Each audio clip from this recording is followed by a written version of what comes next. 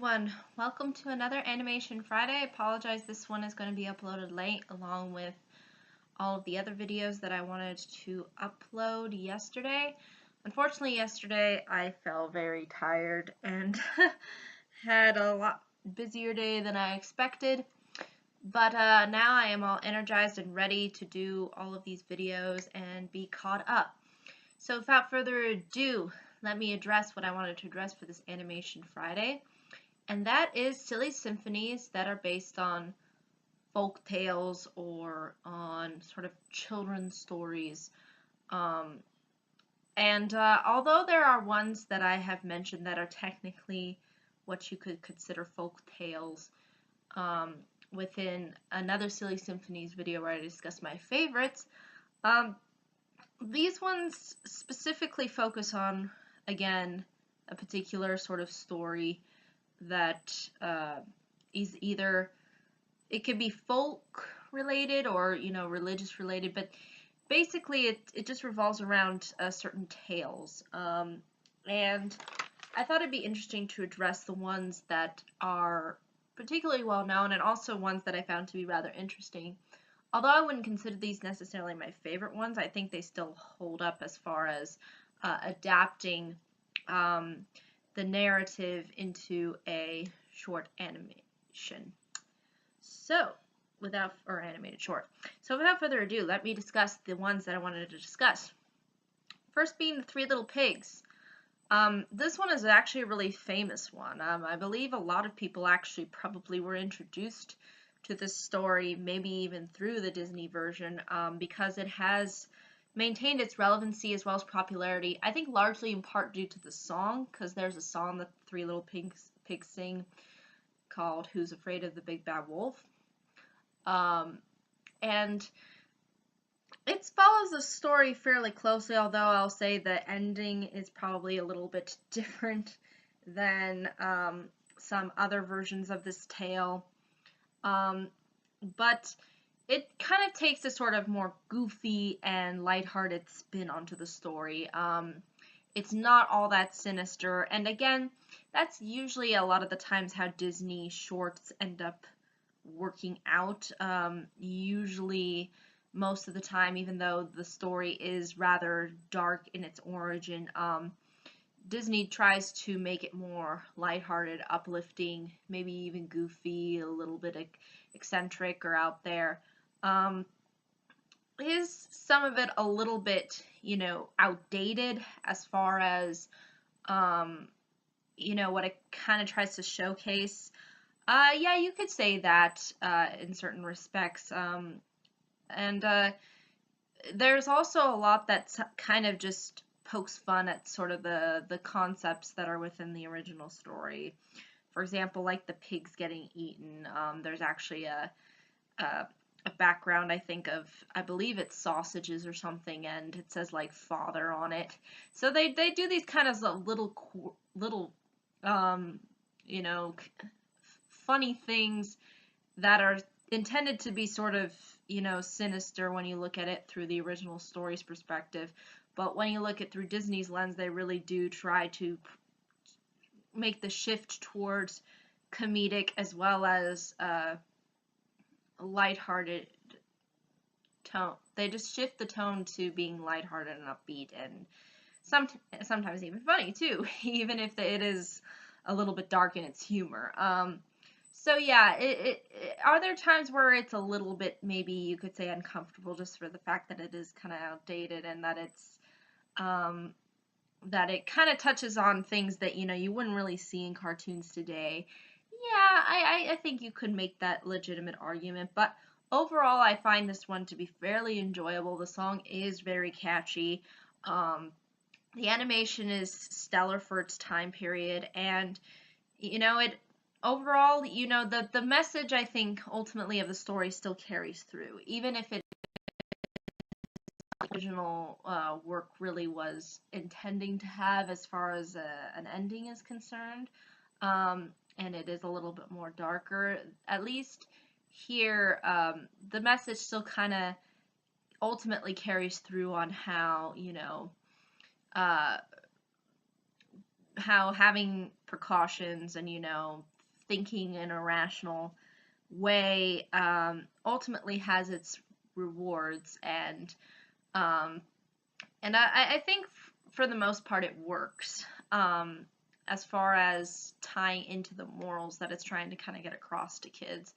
So I think that's really what sets it apart as being one of the better uh, folktale or story animated shorts. Um, but yeah, I think that's really ultimately all I can say about that one without giving too much away.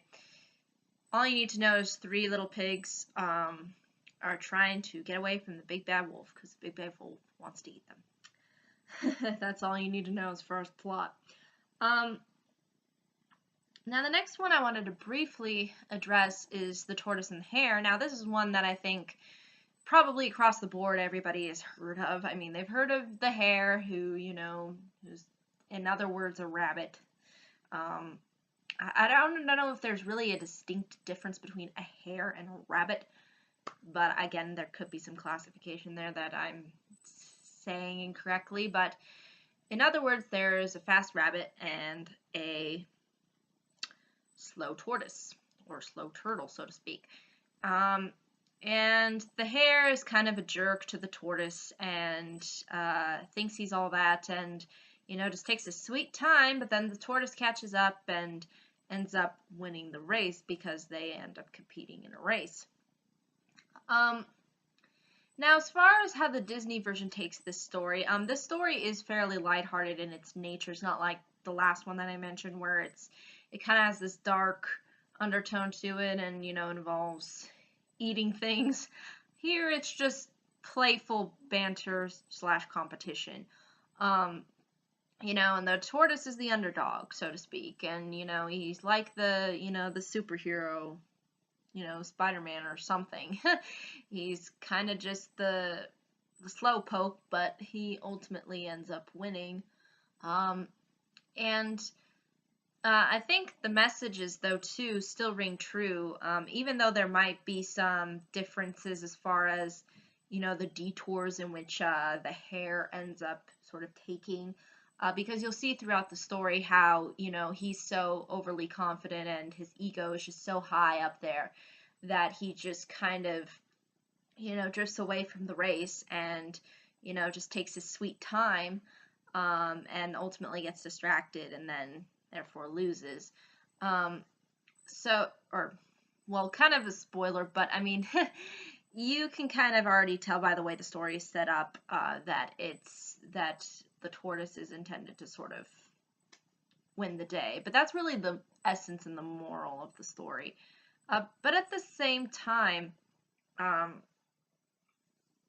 it's one of those Disney versions where you can sort of tell that it was sort of trying to incorporate a little bit of goofiness and a little bit of again, it's fairly light as far as Disney shorts go. It doesn't try to put in any dark undertones to it, or any dark humor necessarily. But what I do really enjoy about this short is really just the way the tortoise and the hare are sort of drawn as far as personality. You can just tell by the way the hare looks how egocentric and just full of himself he is, and you can kind of see really the humbleness and the kindness that comes off of the tortoise. So I think Disney did a really great job of really illustrating their personalities. And I think that's really what ultimately carries through in regards to the short. Is it complex? No. Is it predictable in certain respects? Yeah, because, I mean, pretty much everybody has heard of this story. But at the same time, it's still enjoyable to watch because you are invested in how they bring to life this kind of a story. And I think that's what really makes a lot of these Disney shorts work. They bring to life something that usually we associate with in narrative and not in animation. So I think that's definitely something that makes this particular story actually rather unique, and I think ultimately works. Um, it's just enjoyable, it's cute, and it's what you would expect out of a Disney short, and maybe a little bit more. Now, the next one I wanted to briefly mention is The Golden Touch. Now, this, as far as you could argue, there might be some inconsistency within the animation, as far as, when the king, I guess you could call it, touches things. Because basically, in case any of you have not heard of the story, originally this was a story about a greedy king, I guess somebody with high rank. Usually I would think it was a king, but basically he ultimately ends up sort of wishing everything that he touched turned to gold because he is so full of his wealth. He's basically like the Mr. Krabs of Silly Symphonies, let's just say that, because he is pretty obsessed with money. Even he comes out within the short, he's like, I don't care for women, I don't care for anything else except gold and money. So yeah, that just goes to show that the huge emphasis on money that he has. And so within the Disney short, they showcase it as far as I don't know what you would call the person that shows up in the Disney version, but he looks kind of like supposedly a Rumpelstiltskin, maybe knockoff. I don't know, but he's supposed to be kind of like this magical small guy, and he just appears and's like, hey, you wished for that? You want that? Okay, I'll give you that. And this is one of those stories where it's be careful what you wish for, and he ultimately ends up having everything that he ends up touching turns into gold. Now, again, I think there is a little bit of inconsistency as far as the animation is concerned. You could make that argument because sometimes when he touches something, it doesn't change. It just kind of changes in the convenience of the plot. But I think you could still make the argument that initially when he gets the power, he has maybe a little bit more control of it. Like he's able to touch whatever he wants and then makes that into gold. But then as the powers sort of, I guess you could say, manifest, then everything he ultimately ends up touching turns into gold, so to speak. So I think there's that argument that could be had, although some people might still say, well, that's still not consistent enough.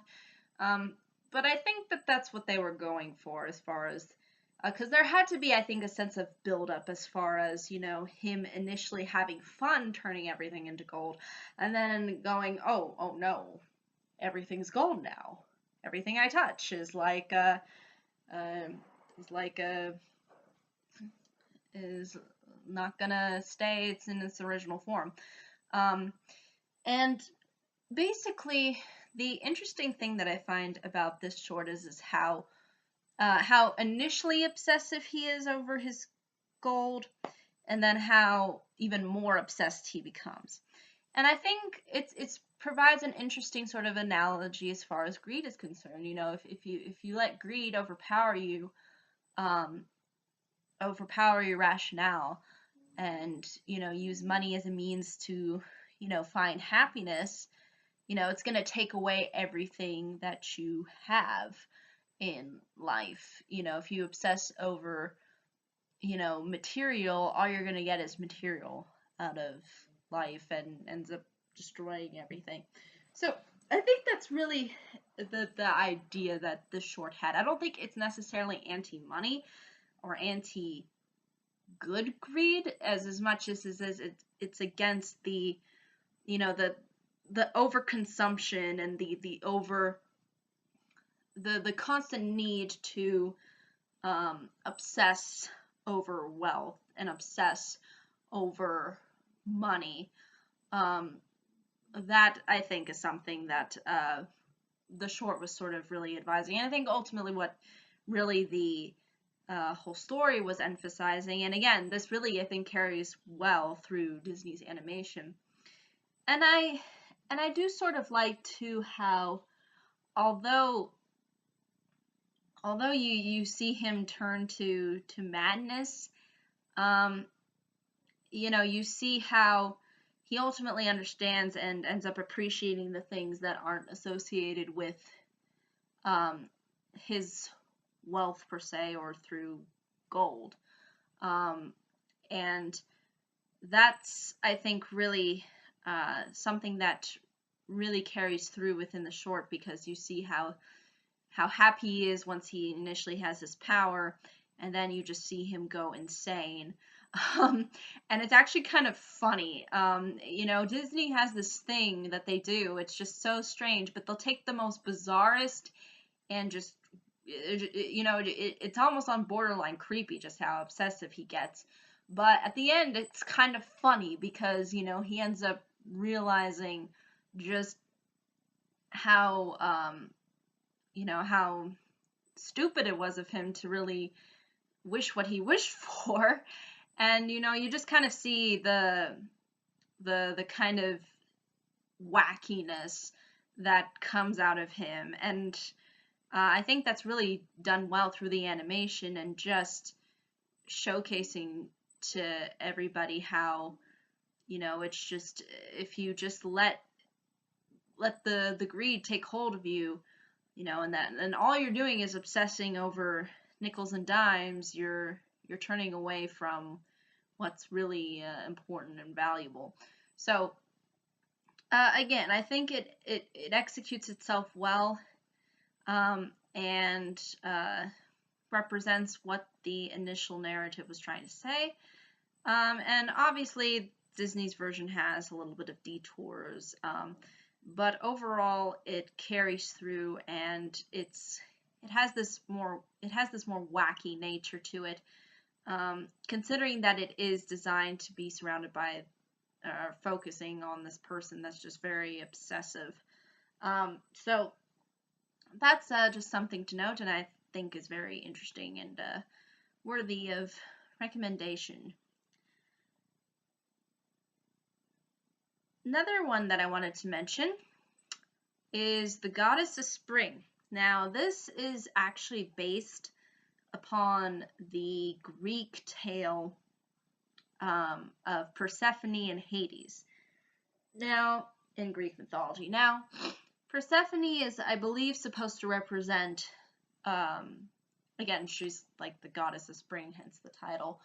But basically, it's sort of an analogy for the seasons, if you really look into and study the original story.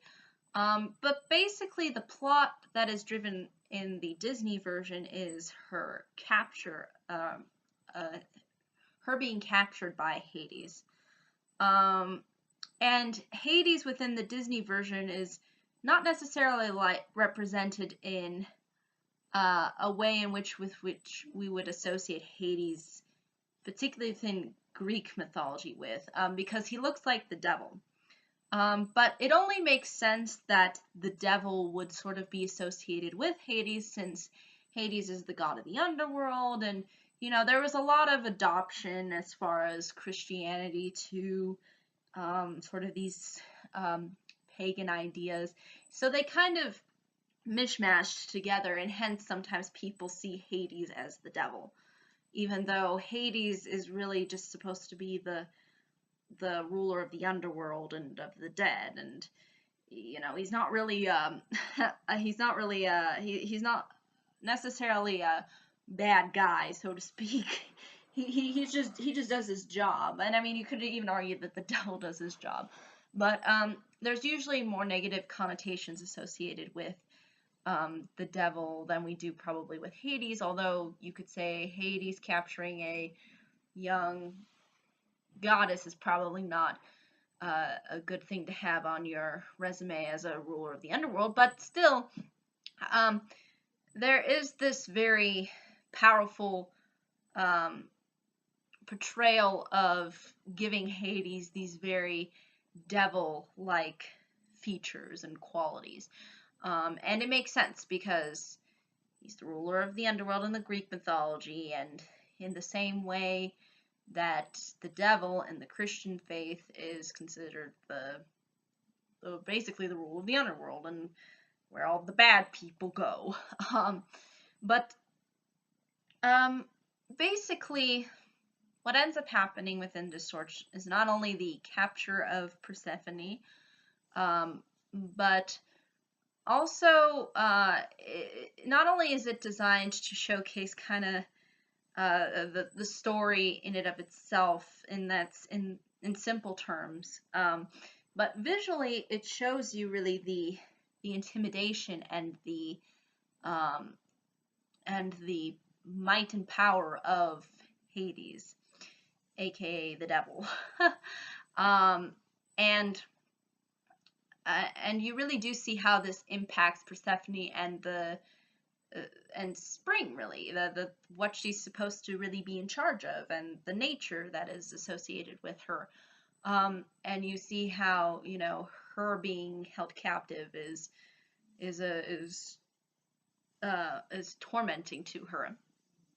And then you sort of see the ultimate sympathy that the devil, aka Hades, has for her. And you kind of see too how he is sort of, I guess you could say, in love with her, because he wants to sort of make her his queen, even though she doesn't want to be his queen. So there is this sense of sticking true to kind of the motivations within the story, and at the same time, it doesn't stick truly to the Greek tale, but it does provide you, again, the sort of understanding that ends up sort of taking place as far as the character's motivations and such. So you know Persephone wants to be free, you know Hades wants to keep her, and there's that conflict. And then ultimately you see the sort of, I guess you could say, compromise, even though Hades pretty much gives Persephone what she wants at the end. You know, at the end of the day, it's sort of one of those tales where, you know, the bad guy sets the pretty girl free story because of it, out of sympathy and sort of love. You know, you could see this kind of a tale, you know, sort of in stories like Phantom of the Opera, for example, when the Phantom lets Christine go. You know, that kind of a, you know, the stalker guy who takes the pretty girl against her will. You know, that's sort of something we've seen throughout storytelling. This idea of the monster, you know, taking something beautiful and wanting to have it for his own. You know, that's a very kind of ingrained concept that we've seen throughout the years. You can even argue to an extent Beauty and the Beast does this similar thing. And I think largely in part is probably due to the Greek tale, because the Greek tale is fairly old. But again, this is it's very interesting in the way Disney showcased this, because the animation is really, I think, well done for this kind of a story, and it captures you on a very emotional level, and it showcases a tale that is, I think, somewhat familiar to people, but sort of giving it an interesting spin with, again, making Hades more of a representation of the devil. You know, the whole, you know, monster wanting to claim something beautiful, you know, that kind of a thing is just something that I think is very very ingrained as far as storytelling's involvement is concerned. It's been a recurring concept, and I think it's a somewhat identifiable concept, because, you know, we've still got stalkers today. It's not saying that we should have sympathy for them, but at the same time, again, it's one that is recurring and probably will recur for as long as there is these kinds of tales to tell. And Disney's version does a pretty solid job of it. The Pied Piper. This is probably a fairly familiar story to people, but do you remember the image of the guy playing the flute and then, all the rats come and stuff? Yeah, Disney made a Silly Symphony version of this one. Now again, like the first Silly Symphony short that I mentioned, with the story initially being kind of a little bit more on the darker side, this one has kind of a similar approach because it takes something that's supposedly supposed to be a little bit more sinister and it makes light of it. But basically, the short revolves around who else? The Pied Piper.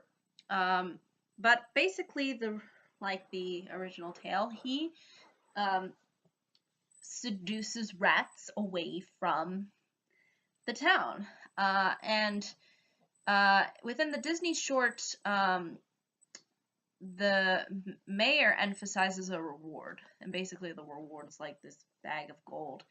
And Pied Piper says, yeah, I'll do it for some gold. And he basically does this thing where he plays the little flute, and then all the rats come, and he makes them basically kind of disappear. And then after that, the mayor actually declines to give him the gold, and sort of the townspeople kind of like mock him and laugh at him, and say, like, yeah, right, no, you didn't get rid of all those rats just by playing something. No way. That's, they think he's crazy, even though, it was clearly proved. I mean, I'm almost thinking, wasn't it right in front of your faces? Like, didn't you just see him do it? So, but yeah, as a result of him kind of rejecting, being rejected the money, he kind of says, well, okay, well, gotta save your next generation from you idiots. And so basically, he just plays his flute again, and then all the kids, like all the little kids, hear his song, and then they come out, and then he basically takes them to a happy candy place, and they stay there forever, and they're happy. So yes, Disney obviously kind of sugarcoated this one because apparently in the original tale, like, he takes the kids away and they're never seen of again. So it kind of leaves a lot of questions open as to where did the kids go? Where are they now? Like, they can't be off in Candyland. That's just no way. And even the Disney version, when you think of it now, it kind of does still seem suspicious. You're like wondering, where are the children? Like, did the candy run out? Like, but they do show it, like, that he does take them to a place where there's candy. But you never know. It could be an actual gateway into Pleasure Island, if you know what I mean. And I mean that from Pinocchio's perspective. But yeah, and I mean, there's tons of avenues that you can think of when it comes to the Disney version, but you can kind of tell that Disney was trying to do something very lighthearted and innocent, and you could kind of tell too that the kids were really miserable in that town because they're basically child labor.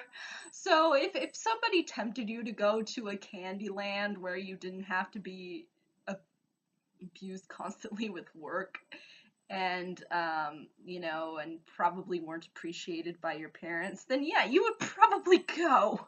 You probably would. And then this is how the Disney version sort of plays itself out. But with the original version, again, there's a little bit more of a, did they go somewhere bad? Did they go somewhere good? It's kind of a little bit darker. It's not intended to be this kind of lighthearted-esque story, but they do, again, being Disney, they always put the lighthearted spin on things. It is overall very cute. It's very vibrant, and it's what you would expect out of a short from Disney. And at the same time, it still stands out because it's fun and it's creative. As far as morals are concerned, though, I don't think it's really trying to be this kind of it's not really teaching children as far as morals, but I think at the same time it is still kind of showcasing like the it's kind of showcasing something positive and lighthearted, even if some might feel like there's some hidden creepy underbelly to the story. But regardless, it's still enjoyable, I think, overall. So, fairly entertaining. But that is all of the shorts, actually, that I wanted to address for this video. I'll be sure to put all of the shorts in the description so that you may enjoy them. But yeah, I think that's really ultimately all I can say for this video. It's pretty straightforward as far as what you would expect out of Disney. But then at the same time, I think these shorts really did execute the stories well, and I think that's what, and then they put their own take on them, and I think that's what really makes these ones stand out, at least the ones that I found to stand out to me in particular. But I'm sure everybody has their kind of favorites or their sort of go-to stories. And some of them I might have even mentioned in the one where I addressed my favorite Silly Symphonies, but these are definitely really close runners-up. And as far as stories are concerned, I think they hold well to creating something interesting out of what we consider very old and traditional children's books or short stories. But I think that's really ultimately all I can say. If there are any questions, comments, concerns, I'd be more than happy to answer them. Thank you so much for watching. Hope you all have a pleasant day, week, month, and year. And I hope to see you all in the next video. Take care.